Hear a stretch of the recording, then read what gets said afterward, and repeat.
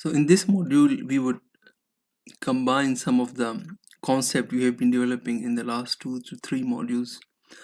Um, and we would be asking some specific questions is what happens when some electromagnetic waves scatter from crystals. And the main aim to answer this question is, can we see the internal arrangement of atoms in a crystal by just letting some electromagnetic waves scatter from a crystal? And does such a scattering helps us see the internal structure of atoms within a crystal? So let's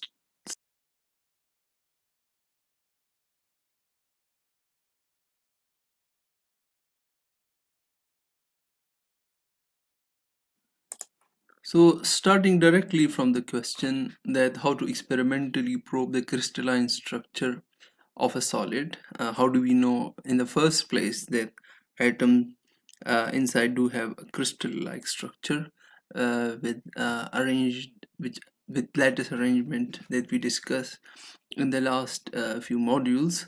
And the first hint which I already gave in one of the previous lecture was the outer faces, the geometrical shape of the outer faces of single crystal, which are found in nature or which can be cut into these nice geometrical shapes.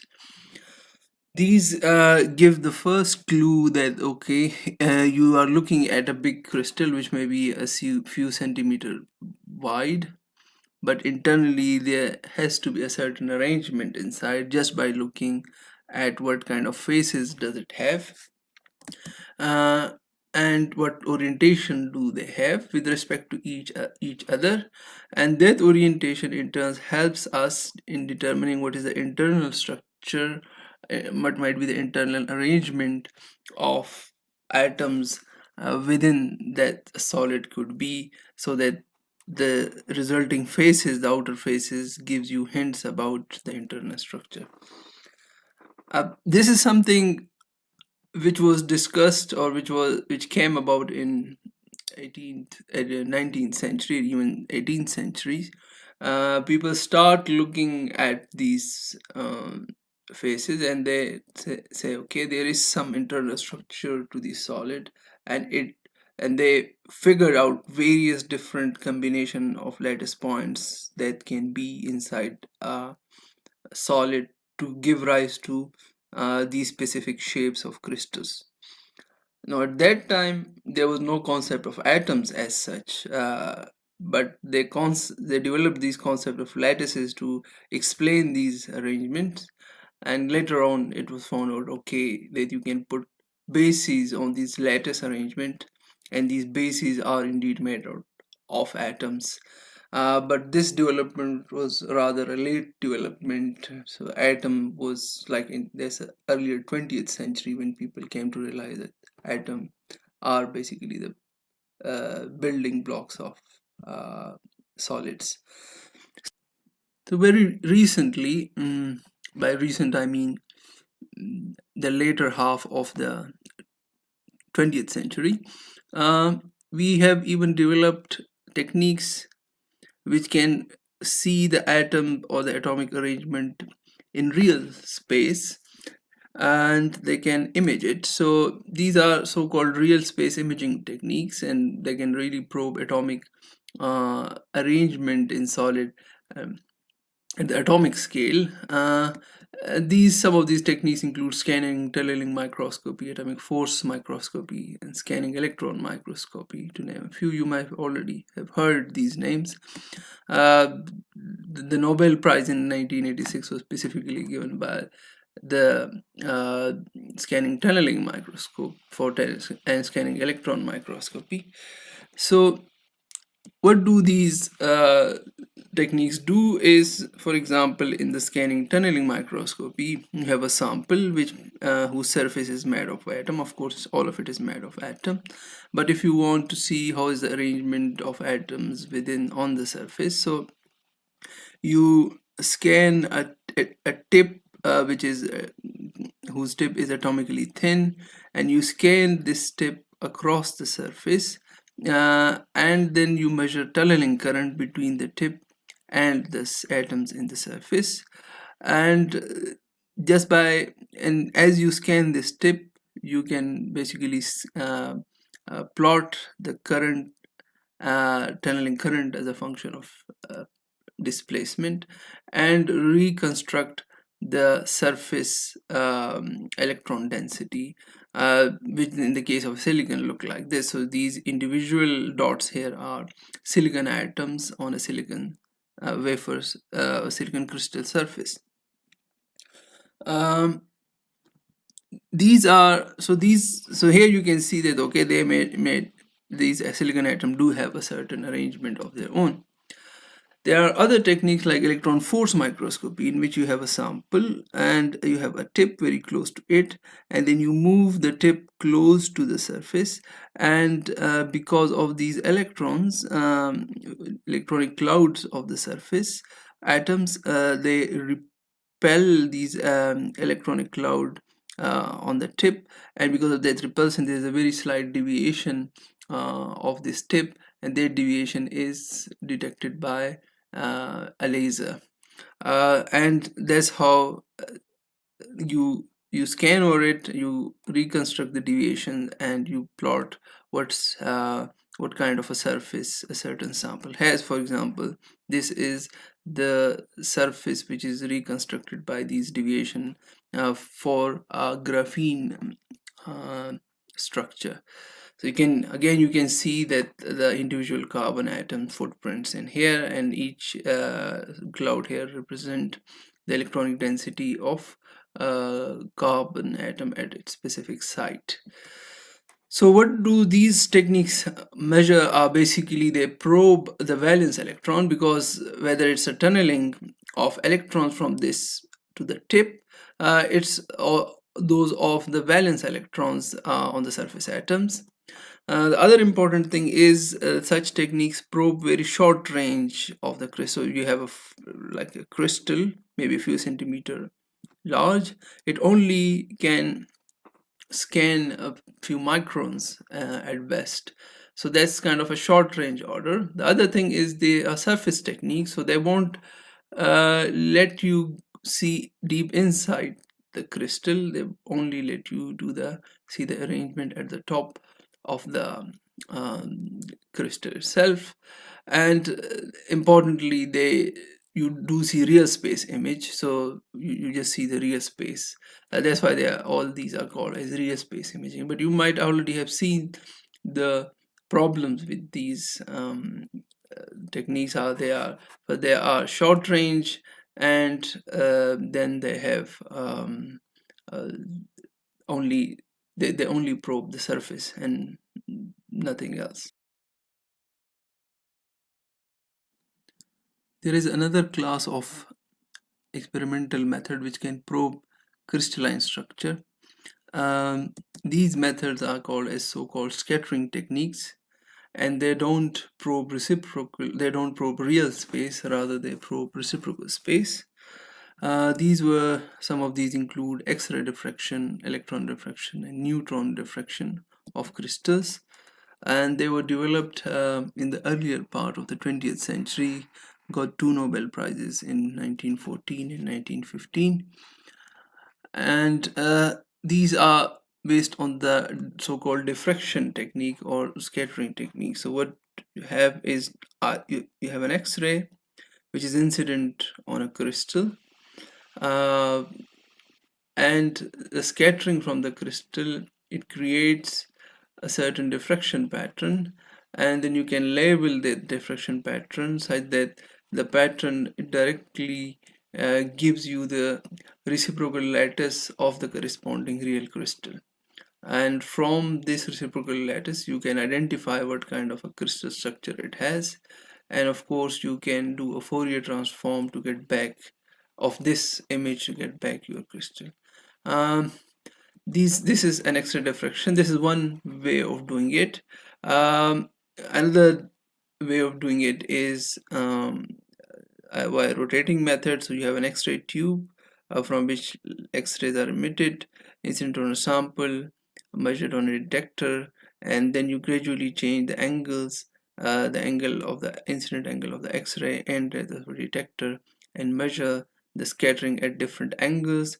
You would you and in such when you plot such an intensity of the detected signal as a function of angle around a sample, you get these sharp peaks, and you can basically label these peaks according to a certain Miller indices, and they tell you which each of these peaks correspond to a certain point in the reciprocal space. So basically these are techniques, scattering techniques, which measure the reciprocal space, and from reciprocal space you can infer what the real crystal looks like, or what kind of a real crystal you have. Important thing here is such scattering technique, they can look deep inside a sample, and the reason being is this scattering is not done from valence electron, rather the scattering is done from mediated by the core electrons, and in the case of the nuclei, the neutron diffraction, the scattering can be even from the nuclei themselves. And because of this reason, these X-rays can penetrate deep into the solid and really give you a structure of the internal solid as well. But again, what you plot is a diffraction pattern, which is a direct a direct imaging of the reciprocal space. And if you want to get the real uh, lattice, you have to Fourier transform this. We would do a bit more detailed calculations later on of such X-ray diffraction, but I would like to do some basic theory of these scattering techniques in this model.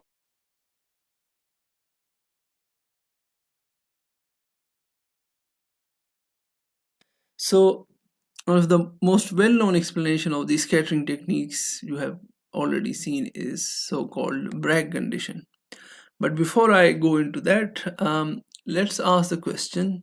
You want to probe a certain crystal structure, and you want to probe it via scattering.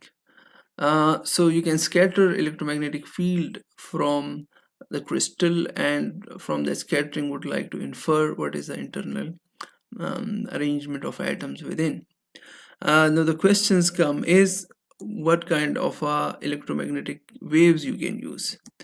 So this idea, you have electromagnetic wave incident, and they get reflected, and from this reflection you want to infer what is the interatomic distance and what is the internal arrangement of atoms here in the crystal.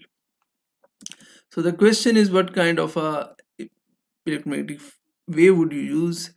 To answer that, you have to look at what are the typical interatomic distances in a crystal, and they are on the order of angstrom, a few angstrom at max. So what does it tell you? That you need incident electromagnetic waves which have wavelengths at least equal to an angstrom, or even less than an angstrom, to actually be able to detect these interatomic distances. Otherwise, if you have let's say optical waves which you use in a microscope, they are much larger than the angstrom size. So an optical microscope you can not used for probing atomic distances. So your wavelength has to be the order of angstrom, and it corresponds to energies given by c by lambda. If you put an angstrom in there, you get energies in the order of, let's say, a few tens of electron volts, and these energies corresponds to the X-ray part of the electromagnetic spectrum. So that's why X-rays are used to probe the interatomic distance and the internal structure of atoms, internal structure of atomic arrangement in a crystal. So now coming to the Bragg condition, and particularly the Bragg X-ray diffraction condition. So what do you have? You have incident X-rays. They get deflected. So you have incident ray with a certain angle theta. They get deflected by angle so the total by angle theta with respect to the horizontal, the total you can calculate that the total deflection angle is 2 theta. And how do you infer the condition? So you have these reflected or these scattered X-rays, and you would get uh, diffraction peak whenever these at only those angle at which these reflected rays they constructively interfere. And to find that, you have to find that condition, you have to find the path difference between this wave being reflected and this wave being reflected, and that path difference for this side between this ray and this ray is d sine theta, and similarly d sine theta on this side. So the total path difference between this reflected ray and this reflected ray is 2d sine theta.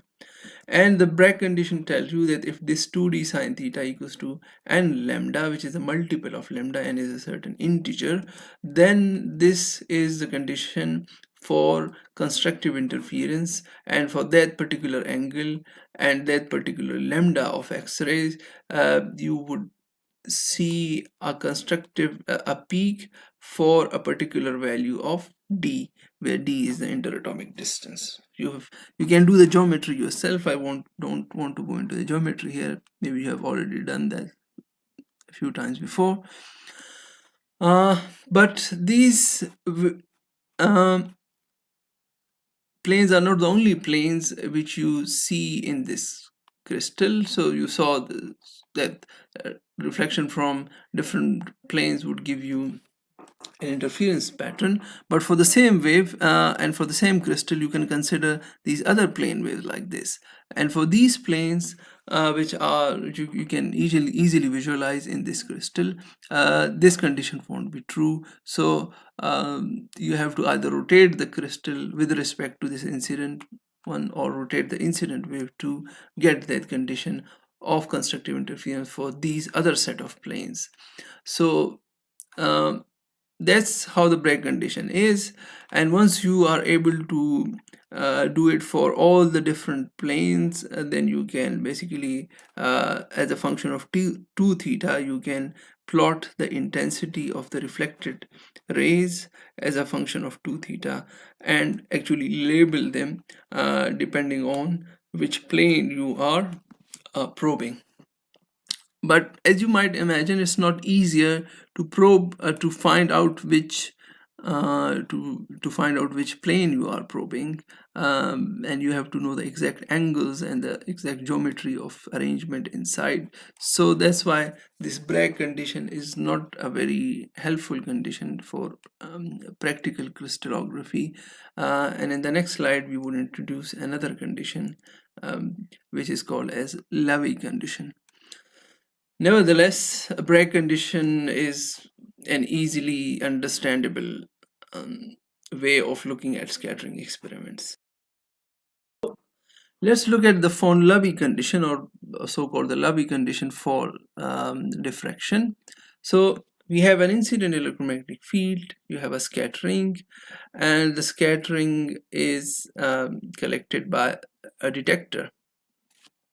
So the von Laue condition thinks about the problem in a slightly different way. So it says that, okay, you have an incident electromagnetic wave with a certain oscillating frequency incident on the atoms within the crystal, and those atoms have electrons, core electrons. So those core electrons, they start when these electromagnetic field are incident on those electrons start oscillating with the same frequency as that of the incident electromagnetic wave. And because, as you know from electrodynamics, an oscillating charge emit radiation of exactly that frequency by the frequency of oscillation. So each atom then start emitting those X-rays of exactly the same frequency in different direction, in all direction. So what you are interested in now is, let's say you have all these different atoms, all of them emitting these radiation. What would be the condition such that for a particular theta of detector, of a particular position of the detector, you get constructive interferences or in other words, all the phases of the scattered waves from all the atoms, they constructively interfere. That seems like a very difficult problem. So here I have shown a certain detector position at a specific value, and you can imagine you can move this detector around and see at which angle that particular condition is satisfied. So let's look at how you tackle this problem. Just to let you know that this explanation has got a Nobel Prize in 1914 to von Laue. So you have an incident electromagnetic wave with a certain wave vector k, which tells you the incident propagation direction. It gets scattered in a certain direction, and you want to check whether this scattering in this particular direction gives you a constructive a higher intensity or zero intensity at the detector position. And the detector, we assume the detector is far away or distant from the crystal, which in other words mean that this distance between the detector and crystal is much larger than the size of the crystal itself. Now the the electric field of the incident electromagnetic wave can be shown like this, where n is a certain polarization direction, k is the incident uh, wave vector, E naught would be the incident magnitude of the electric field. Now you can ask this question, okay, I have this solid, and this electromagnetic field is incident on a particular atom within this crystal. Let that crystal be that particular atom be nth atom within that crystal. So I've zoomed on a very small region of this crystal, so that's how it looks like. And you are interested in what will be the electromagnetic field just before it hits this nth atom within the crystal. So that if you know the position of that nth atom, which is given by capital Rn, so we assume that the origin is defined on a certain lattice point, so capital Rn would be a lattice vector itself. This would be the expression for the incident electromagnetic field at the location of the nth atom. So what we have done is we have simply replaced the small r by this capital Rn, where capital Rn is the exact location of the nth atom. It would be a lattice point, let's say, for simplicity. So what we assume in the scattering problem is that the incident that the omega stays the same during scattering. So the frequency of the incident and the frequency of the scattered electromagnetic field is exactly the same. So the magnitude, in other words, the magnitude of the wave vector would stay the same, although the direction clearly changes. So and the magnitude would be simply given by omega over c, or 2 pi by lambda. So the question I'm gonna ask is, can the pattern of the scattered electromagnetic wave, does it tell you something about the crystal itself? In this scattering experiment, the phase of electromagnetic field which reaches the detector is important, because you might have scattering from different atoms, and if all the scattering from different atoms within the crystal reaches this detector in phase, then you would have a constructive interference. If they reach here out of phase, then you would have a destructive interference. So to find the total phase detected here, let's start with the phase which we detect from the scattering due to the nth atom. So the nth atom, the scattering from the nth atom, it is emitted from this position Rn, and it reaches this position R detector. So what would be the phase difference between this location and the location at the emitted point, which is the Rn? So that relative phase difference is simply given, shown here uh, with the time dependence itself. But of course you can also find this phase difference as a specific point time as well by keeping t constant. So you have k prime, where k prime is the propagation direction dotted with R detector minus R in, and where this is the difference between these two locations. Now the question then would be, what would be the total phase which you would detect at R detector itself due to a scattering from the nth atom? And that would be, you have to add the two phases, which is the phase just before the electromagnetic field hit the atom n, and then the phase difference after the scattering, just immediately after the scattering between nth atom and the detector atom. So by adding the phase, you actually multiply these exponents, so the phases in the exponent, they get added. So this was the phase which we had just before the scattering, and this is the phase just after the scattering until it reached the detector at position RDET. So we can rearrange this term to in this form, and you can see what we have done here by rearranging in this way is, we have separated the part which depends on the position of the detector, and we have separated the part of the phase which depends on the position of the atom itself. So this is the position which doesn't depend on the nth atom position, and this is the term which exclusively or explicitly depend on the position of the atom itself. So one can then ask a question is, what is the total phase detected here due to the scattering from all atoms? So this is the scattering from nth, total phase which reaches this detector by the nth atom scattering, and I have put it in here. And if I sum over all the atoms, so n is an index which start from one atom in the crystal, and this index basically traverse all the atoms within the crystal. So such a sum, if I have such a sum, it would give me a phase which is detected at the detector by scattering from all the atoms at the specific position of the detector. This is this part, which is the detector position dependent part. I can take it out because it doesn't depend on the position of the atoms. So you have this sum which is left here. So, and this would determine, basically this sum would determine what phase would you detect here, because this is basically then a constant geometric factor which you can take out. And we have already this thing as that this R detector is a much larger value because this is a much larger as compared to the size of the atom, and Rn has an index n such that Rn varies by very small magnitude, that is a few angstrom. So this term would determine what phase would you detect at the detector. So one important consideration here is, what does normally a detector of electromagnetic field detect?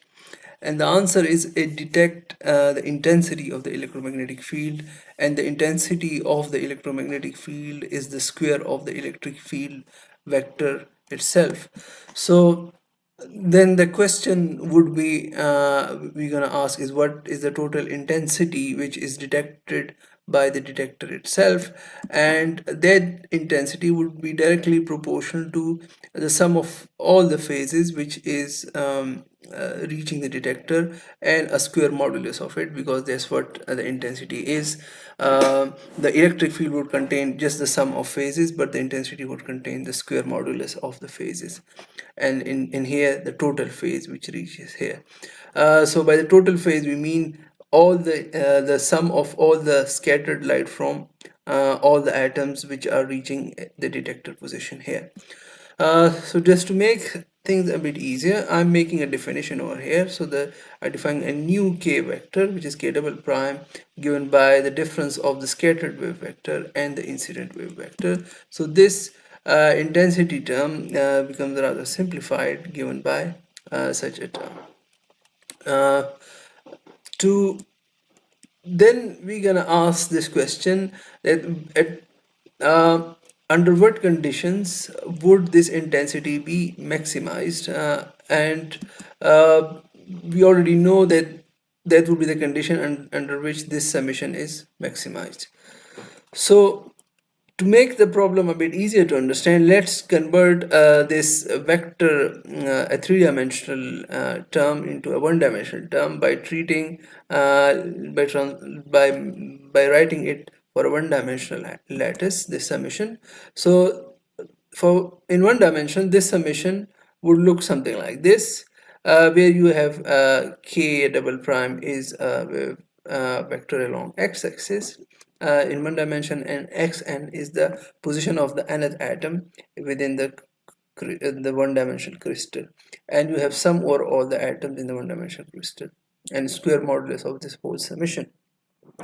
Xn can then be written as A into n, where A is the atomic periodicity and n is the nth atom within the crystal, so where n is an integer.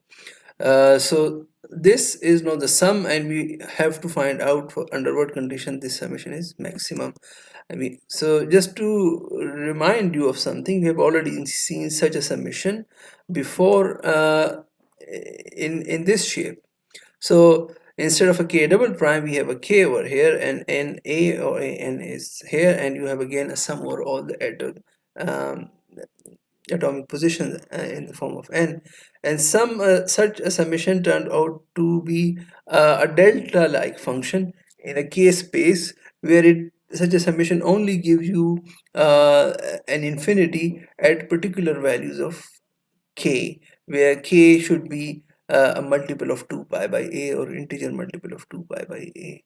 So this summation would only give you uh, uh, values, a large value, when k, or the wave vector, is a multiple of 2 pi by a integer multiple, or equals to g, and would give you 0 for all other values of k. To generalize it in three dimensions, we write this sum for a three-dimensional lattice. So in this case, we have this summation over this phase such that e raised to power I k dot r, and summation is over all the lattice points r, and this series would give you infinity whenever the k vector is equal to the reciprocal vector g, and it would give you 0 as long as k is not equals to g. Just to give you or remind you of another relation we have between G, which is the reciprocal lattice, and capital R, where R are the lattice positions within a crystal.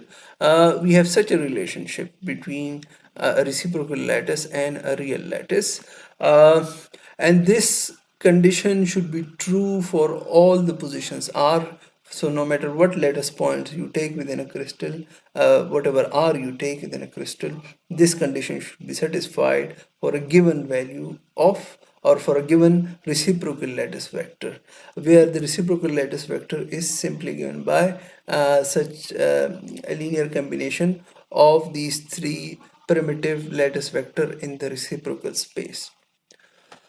So just coming back to this question we were asking, that at for what conditions would this summation be maximum, and no, we know the answer, that this such a summation or n squared would be maximum whenever we have this condition true, whenever this k is equals to capital G, or whenever in this case k double prime is equals to a reciprocal lattice vector G, and whenever, and for a specific value of R, by this condition it would give you in 1, and when you sum over all the lattice point it would give you infinity. So the intensity would be infinite whenever k double prime is equals to G, and this condition is summarized in this so-called Laue condition, which says that k double prime, which is the vector difference of the scattered wave vector and the incident wave vector, this should when this is equals to capital G, where capital G is a reciprocal lattice vector, that's where the constructive interference occur and all the phases just add up at the detector and give you a higher intensity.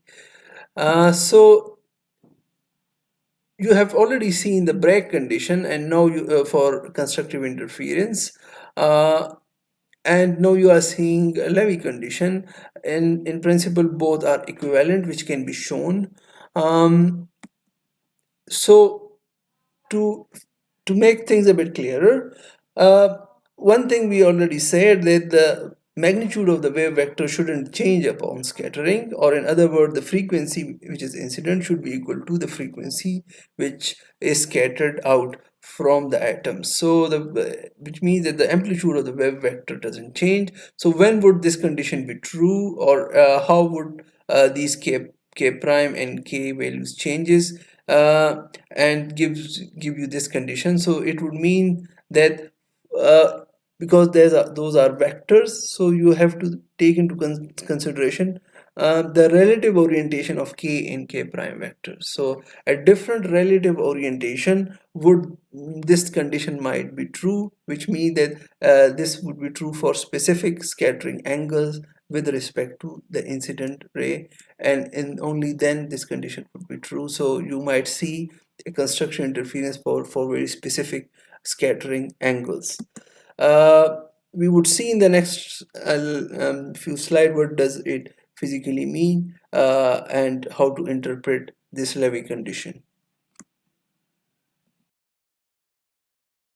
So to visualize it a bit better, so we have an incident wave on a sample, and there is scattering which occurs from the sample, represented by a certain wave vector k prime. The unscattered part of the wave is simply represented by k, which keeps on moving along the same direction. So this is the reciprocal lattice, let's say, corresponding to the sample we are looking at. And because the wave vector, uh, they belong to the reciprocal space, so we can superimpose these wave vectors within this such a reciprocal space itself. So let's say k is represent a wave vector which is represent the incident electromagnetic field, and then you have k prime, which is the scattered intensity, the scattered electromagnetic field, represented by k prime wave vector, and let's say the scattering occurs at an angle 2 theta. So uh, the condition which has to be satisfied is that such that the difference between the scattering wave, the vector difference between the scattering wave vector and the incident wave vector should be equals to capital G. So let's see what do we mean by this. So let's take a difference, the vector difference of these two vectors. So for that I move this k prime here, and that these it looks something like this. Now the difference between k prime and k would be simply given by this vector, so you can do the vector addition. For that you have to reverse the sign of k here, and we reverse the sign of k, you get this k prime minus k given by this vector. So this is the sum, the difference of these two vectors, and as you can see, this difference starts from a certain reciprocal lattice point, but it doesn't end on another reciprocal lattice point. So it means that this condition is not satisfied because the difference of these two vectors is not a reciprocal lattice vector. Imagine you have the sample. Create this sample by not changing the incident and the scattering angle. So you have just rotated this crystal. By rotating the crystal, you have also rotated the reciprocal crystal itself.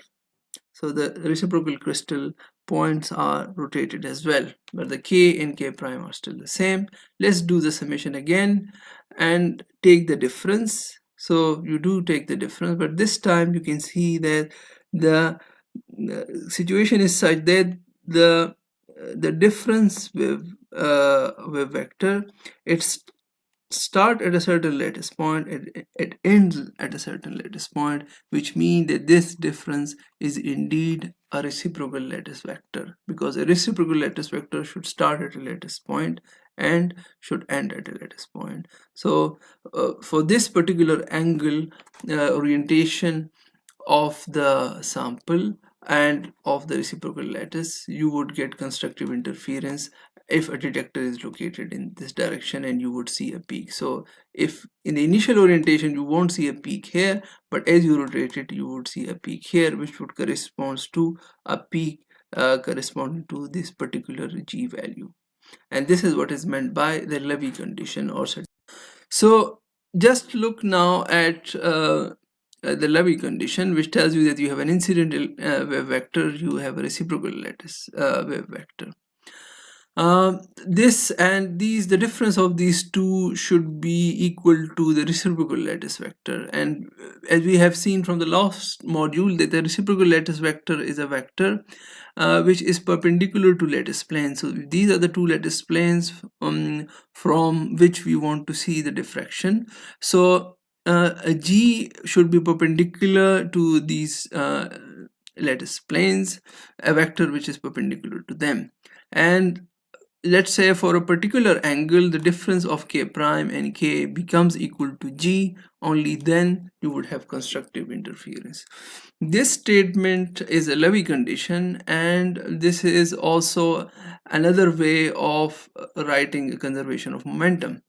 So why is that the case? So imagine the momentum of the incident electromagnetic wave, which is given by h bar k, and the momentum of the scattered electromagnetic wave, which would be h bar k prime. So if you look at these two separately without taking into account the G, so you would see, okay, you have a field, an electromagnetic wave which is incident, which has a certain momentum in this direction, and then suddenly the momentum changes into another direction. So is the momentum conserved? Of course not, because the momentum has changed. So which means that there has to be a third momentum in the picture to conserve the momentum, and that momentum is actually h bar G. So G, which is a reciprocal lattice vector, if you multiply h bar by it, it gives you a momentum, and this momentum is called as crystal momentum. So in other words, we say that the Laue condition is basically a statement of the conservation of momentum, and it tells you that this momentum would only be conserved is if the difference of these momentum of the scattered and the incident electromagnetic field is equal to the crystal momentum. So in other words, which means that this change in the momentum of the electromagnetic wave is mediated or is given by the crystal itself. Only then would the scattering occur, otherwise it won't occur, and this condition would be only true for a specific values, magnitude of k, for specific values of G and specific values of theta, in which this would diffraction would occur. So there are very particular points, sharp points at which this would occur. So how is this experimentally done is in this way that you have a method which is called as the rotating crystal method. So you have incident X-ray which falls on a single crystal, and then there's a photographic plate which surrounds this crystal, so then this photographic plate can capture all the electromagnetic scattered electromagnetic waves or the X-rays from the crystal, and the crystal is rotated inside such that all the angles from which scattering has to be done occurs, and this condition satisfied at different angles of different orientation of this crystal with respect to this incident X-rays. It is similar to just rotating the reciprocal lattice, and once you do this, the photographic plate looks something like this, where each spot corresponds to such constructive interference pattern, which would mean that at these particular location, all the scattering from all the atoms were in phase, and these have been labeled. There's a certain way of labeling them. You can label them, and from this labeling you can understand what kind of a crystal structure this crystal has.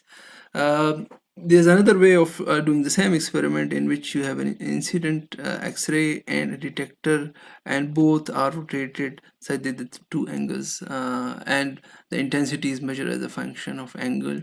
So it's kind of a serial way in which you keep on measuring the intensity at different angles, and then you plot those intensities as a function of 2 theta and index all those peaks. We would learn how to index such peaks, but this is just a direct way of just having all these peaks of the reciprocal space at the same run. Uh, so important thing here would be, how would you identify crystal structure? And this is a clue from here, that you have systematic absences, which would mean such certain indices are missing. In If a specific set of indices are missing in your X-ray diffraction data, then it would point to that specific crystal structure. So if it's a, let's say, uh, a if a 110 is missing, it would maybe an FCC structure. But if let's say a 111 is missing, it may be a BCC structure. So the systematic absences are important here, and if you don't see some of these missing, or some of these Miller indices are missing in your diffraction pattern, you can identify your crystal structure from there. In this module, we had looked at scattering from crystals, and under what conditions would the scattering be maximized. In particular, we had looked at the Bragg condition for diffraction, and the Laue condition for maximum intensity.